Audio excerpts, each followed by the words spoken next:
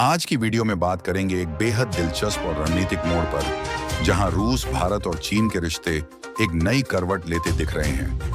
हाल ही में रूस के विदेश मंत्री सर्गेई लावरोव ने संकेत दिए हैं कि मॉस्को अब RIC यानी रूस भारत चीन त्रिपक्षीय मंच बयान को फिर से सक्रिय करने के लिए गंभीर रूप से इच्छुक है। यह बयान उन्होंने रूस के पर्म शहर में आयोजित एक अंतर्राष्ट्रीय सम्मेलन में दिया, जो यूरेशिया की सुरक्षा और सहयोग पर केंद्रित था।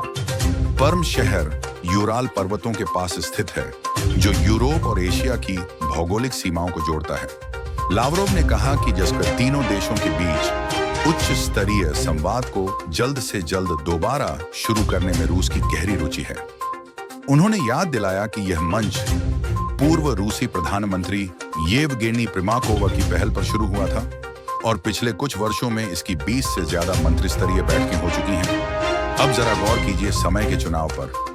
यह बयान उस वक्त आया है जब भारत और चीन के रिश्तों में एक बार फिर तनाव देखा गया, खासकर हाल ही में ऑपरेशन सिंदूरान के दौरान पाकिस्तान को चीन की ओर से मिले सैन्य समर्थन के चलते। लेकिन लावरोव का मानना है कि भारत और चीन के बीच सीमा पर हालात को सामान्य करने की कुछ उम्मीदें दिख रही हैं।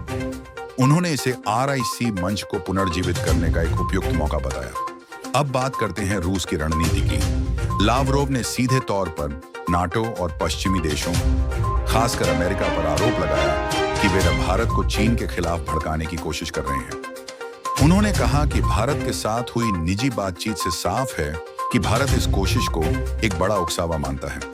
साथ ही उन्होंने ये भी कहा कि अमेरिका और उसके सहयोगी एशिया पैसिफिक को अब मैशनम हिंद प्रशांत कहने लगे हैं, जिसका मकसद साफ है, दड़े न चीन को घेरना और भारत चीन के बीच दूरी बढ़ाना।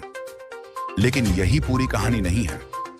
2024 में कजान में हुई ब्रिक्स बैठक शुभारंभ के दौरान प्रधानमंत्री मोदी और राष्ट्रपति शी जिनपिंग की मुलाकात को रिश्तों में नरमी का संकेत माना गया।